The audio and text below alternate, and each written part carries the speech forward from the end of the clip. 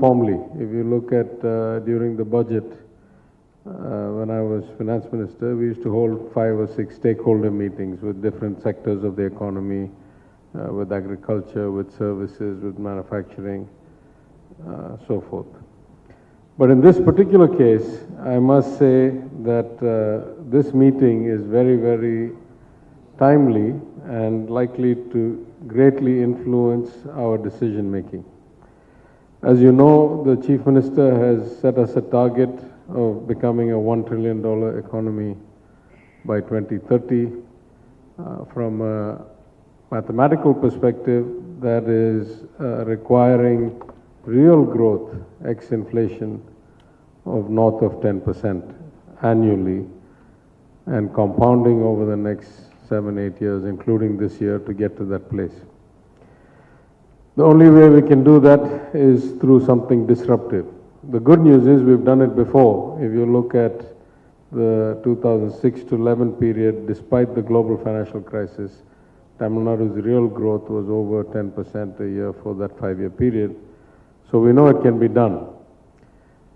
We also know the good news is that the macroeconomic global situation, and in particular the geopolitical situation of the China plus one strategy for most major companies, is making this a really golden window for India, for us to try and replicate the 30 years of unprecedented wealth creation that happened in China between 1990 and 2020.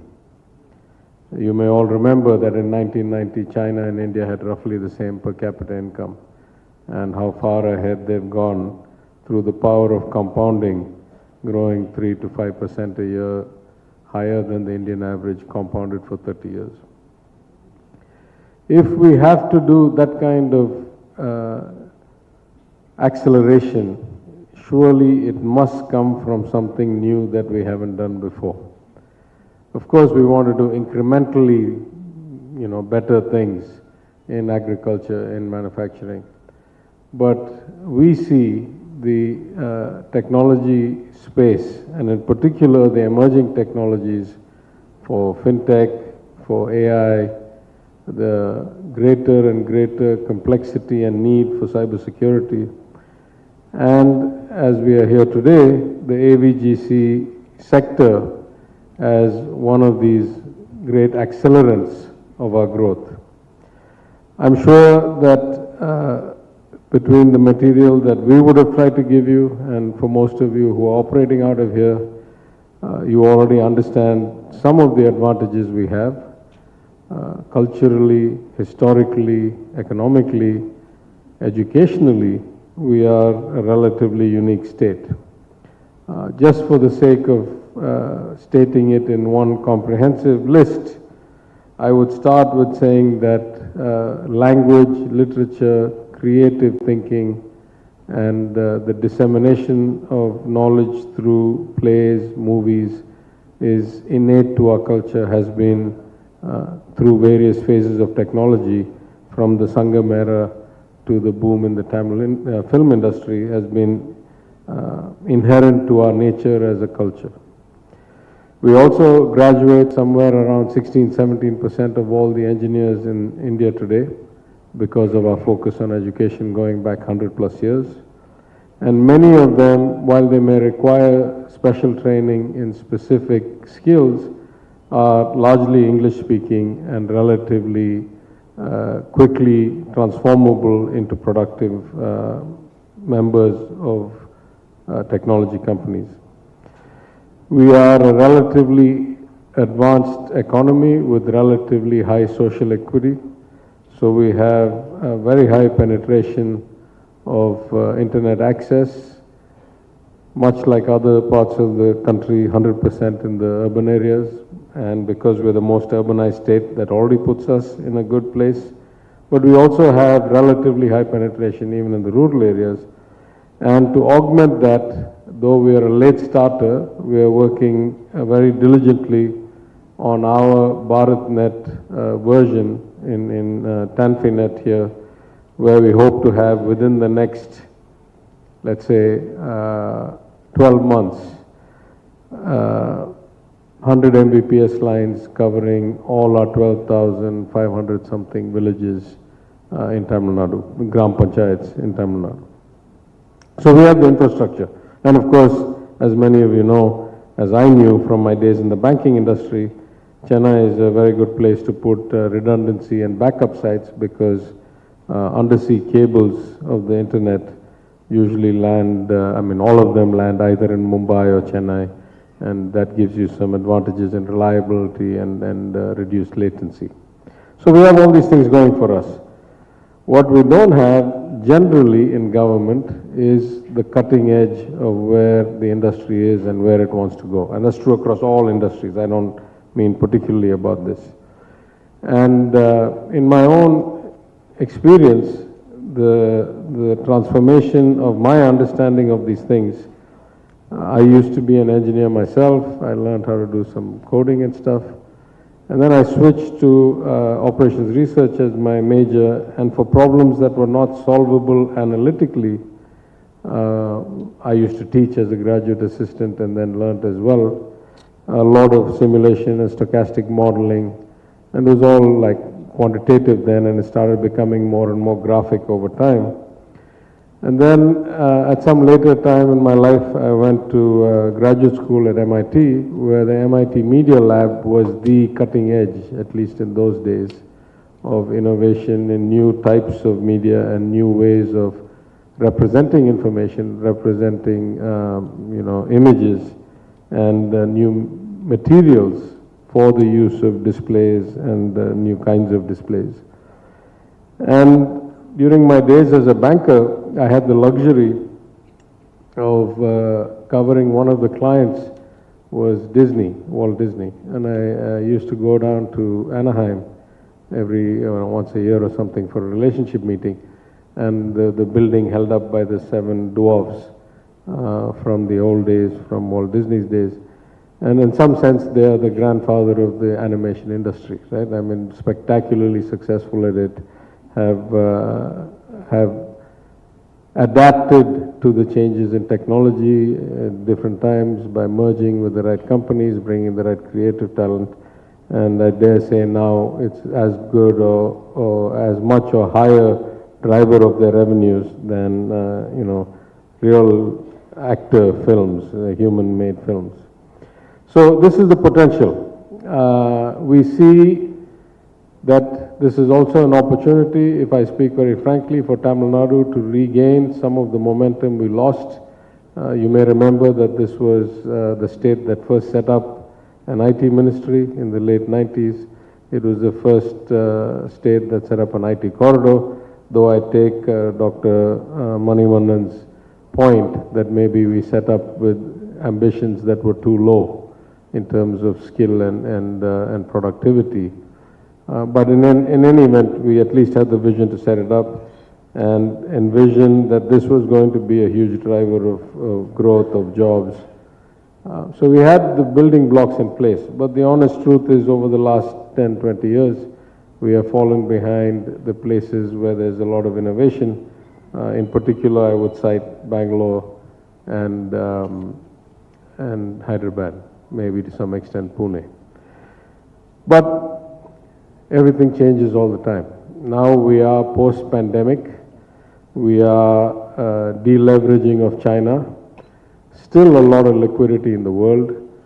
At an inflection point for the industry, for the technology industry in so many ways with generative AI, which basically is almost unlimited data capture, almost infinite processing capacity on demand, and therefore the ability to actually realize the potential of machine learning in a much more applicable way than the last 2 or 3 comings of AI. But I would say why we want this workshop is that we see in our heart, in the nature of Tamil Nadu, we see AVGC as a special vertical for our growth. As I said, we have a long history of culture, art, even in the movie industry, a very clear identity and a huge movie industry. And as somebody in politics, I want to say the thing that is really amazing about Tamil Nadu is the extent of memes. There's a meme for everything. There's a meme for anything and there's a meme for everything. And it is the most apt and the best incisive kind of humor and satire that I have seen by far better than you can see in English. So I think, we are in the right ecosystem mentally for this to happen. Of course, you need more than that. You need infrastructure, you need government support, you need incentives, you need alignment. I would say, in addition to the BharatNet, the fact that we have ELCOT and a whole number of facilities, we have the critical mass. I have some data here with me that at this point we have about 38 operational SEZs in Tamil Nadu. I think about 11 or 12 of them may be in the IT field. And we have lots and lots of IT parks, both government run and privately, with already millions and millions of square feet and probably another 100+ million square feet in the offing. ELCOT has thousands of acres of land still for development, and back in the budget this year, I announced that we will be looking to develop tech cities or self-contained enclaves in Hosur, in Coimbatore, and in North Madras, near Madhavaram. We have located some land, and you should see these as kind of Gurgaon type model, where we build from infrastructure to commercial to housing to social services, schools, hospitals, shopping malls, etc. So we want to create an environment that is infrastructure second class to none, that has a talent pool access that should be the best in the world if you add both quality and scale of the benefit of our demographics. And we want to use our natural affinity to this sector to try and use this as a leapfrogging or a transforming event and era in our attempt to recapture the momentum of what Tamil Nadu used to be in the IT and enabled services industry. To do that, we need all of you. We need individuals, we need entrepreneurs, we need visionaries. We also need associations. In my visit to Hyderabad earlier this year, at the great hospitality of my good friend Ram, the IT minister there, I realized the value of having trade associations that could facilitate between individual entities and the government and help coalesce the voice and the needs and the vision and help planning. Government does a lot of things well, not often highly visionary, especially in very specialized sectors. So this is our attempt at getting all of your input. At least 4 or 5 of my friends have written me saying that their partners, their colleagues, their friends are in the audience, so maybe I'll get to meet some of you at lunchtime. We're very excited and grateful that you're with us today. We look forward to all of your inputs. This policy will be shaped wholly by you. Other than the intent, we don't really have any set ideas in mind, so we are open to taking almost any input that will help us move in the direction we want and fulfill our intent of using this vertical as a way to leapfrog and to identify our state, our industry as a specialist in this hugely accelerating field. I want to thank all of you who have already spoken earlier today, and for those of you who are yet to speak. On a personal note, I apologize due to unexpected, passing of somebody. I had to reschedule my visit, and I've just come here straight from the airport. So I would have dressed slightly differently if I had been in Chennai, but I'm coming from somewhere else down south, and also that I had to shift my speech from the morning to the afternoon. But at some other level, my speech is not the important speech here. All it is an expression of intent, a request for your input, a commitment to cooperation, and it's as well delivered at 1 o'clock as it would have been at 10 o'clock. So I thank you again, and I'm eager to get the collated inputs from all of your time and insight and knowledge, which I'm sure the MD will in time and the Secretary will discuss with me. Thank you.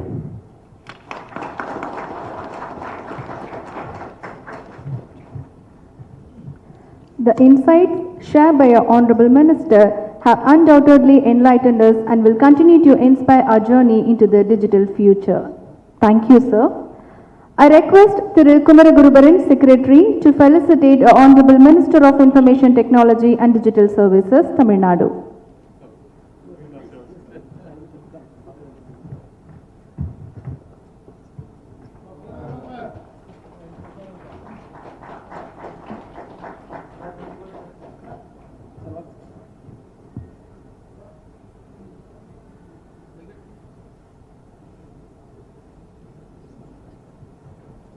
Thank you, sir. We thank and extend our heartfelt gratitude to our Honorable Minister for gracing us with his presence and invaluable insights. Thank you, sir.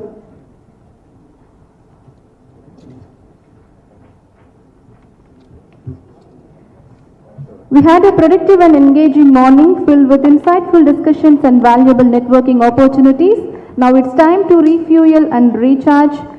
It's lunch break now. Our lunch break will be 45 minutes. After lunch, we will reconvene back in this hall for the upcoming session. Thank you.